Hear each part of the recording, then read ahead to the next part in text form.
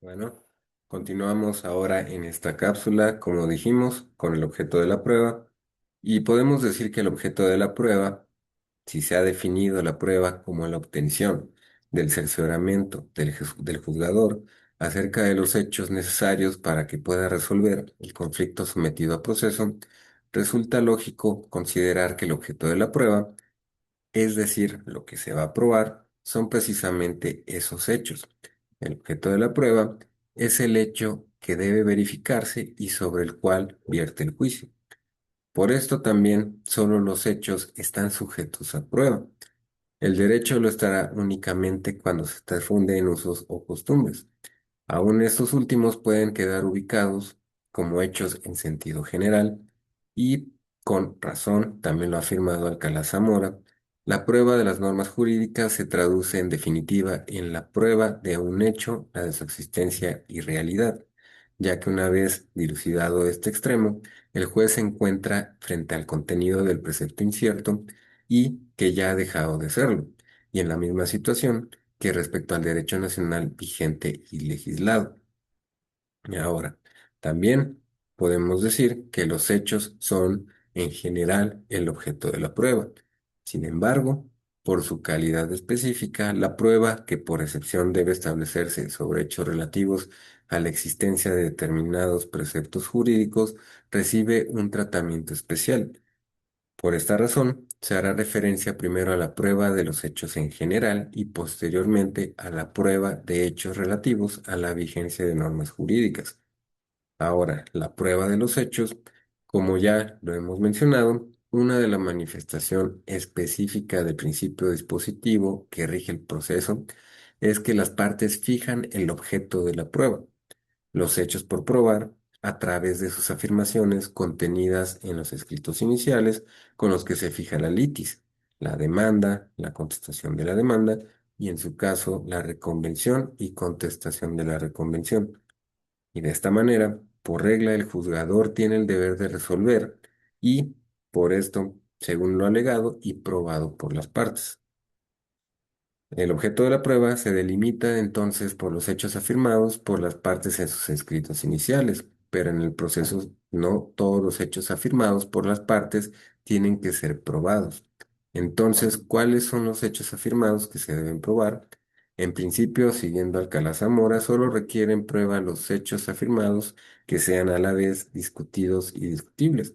En consecuencia, quedan excluidos de prueba los hechos confesados, los notorios, los que tengan en su favor una presunción legal, los irrelevantes y los imposibles.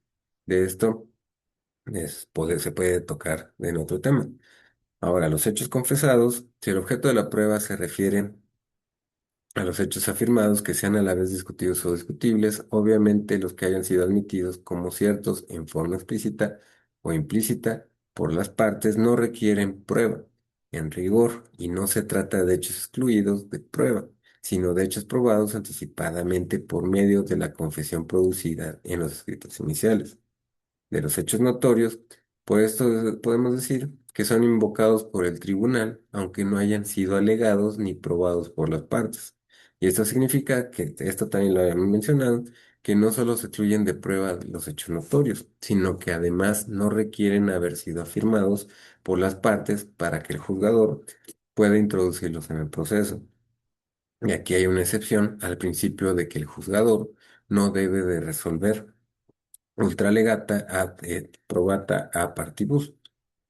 Ahora, también Calamandrei precisó que son notorios los hechos cuyo conocimiento forma parte de la cultura normal de un determinado sector social al tiempo de pronunciarse la resolución. Esto también ya lo habíamos mencionado.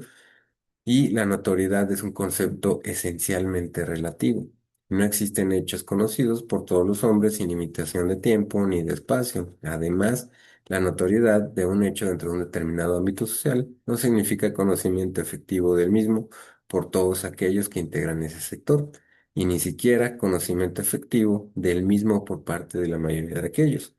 No es el conocimiento efectivo lo que produce la notoriedad, sino la normalidad de este conocimiento en el tipo medio del hombre perteneciente a un determinado sector social y dotado por ello de cierta cultura. Por último, ese conocimiento o esta posibilidad de conocimiento no deriva de una relación individual con los hechos en el momento en que se producen o se han producido, sino solo del hecho de pertenecer al grupo social en que tales hechos son notorios.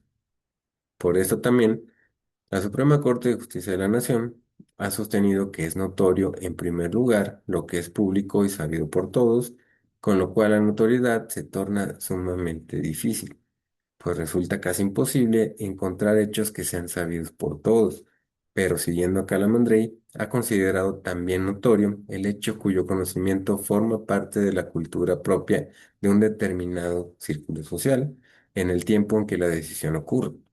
Ahora, algo más reciente, varios tribunales colegiados de circuito han sostenido el concepto de notoriedad judicial originado en el derecho procesal civil alemán, de acuerdo con el cual son notorios para un tribunal los hechos de que tenga conocimiento por razón de su actividad jurisdiccional, como es el caso de las sentencias firmes dictadas por el tribunal, las cuales pueden invocar de oficio sin necesidad de que hayan sido probados ni alegadas por las partes. Ahora, los hechos presumidos, podemos decir que de acuerdo a Couture, en el supuesto de hechos presumidos por la ley hay que distinguir tres elementos: un hecho conocido, un hecho desconocido y una relación de causalidad, perdón, entre ambos hechos.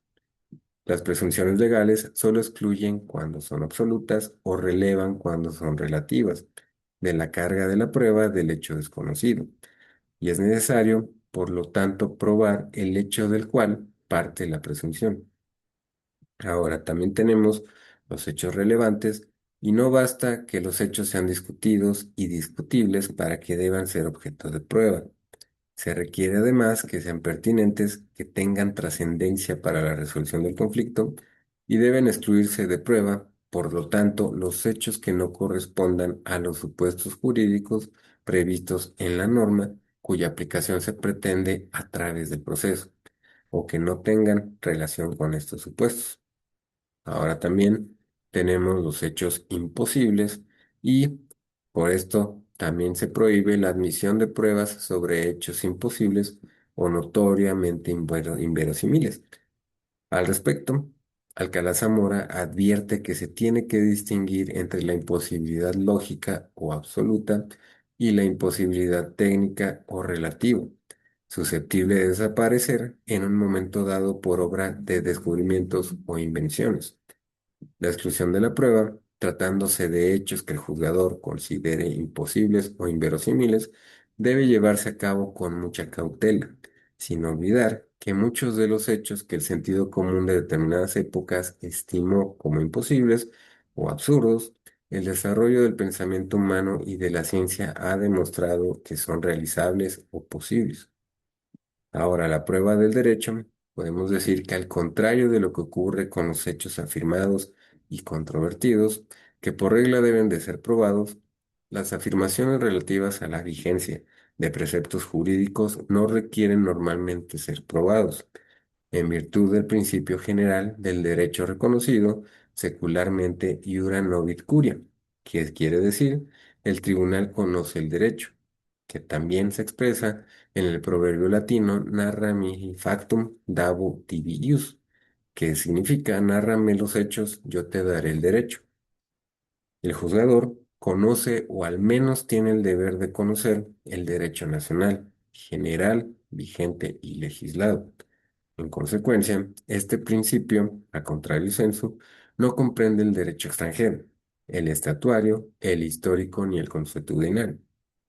Por esto también podemos decir que también está en forma implícita el principio iura novit curia y podemos decir que este precepto establecía también antes tres excepciones a este principio, que es el derecho fundado en leyes extranjeras, el derecho basado en usos o costumbres, la jurisprudencia.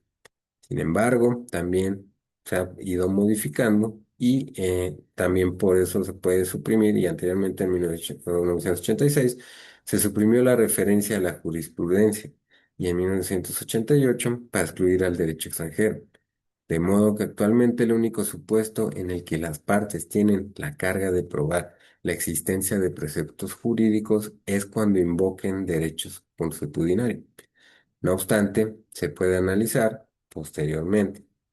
Hasta aquí vamos a concluir esta cápsula, pero vamos a continuar hablando también un poco sobre el derecho extranjero en la siguiente cápsula.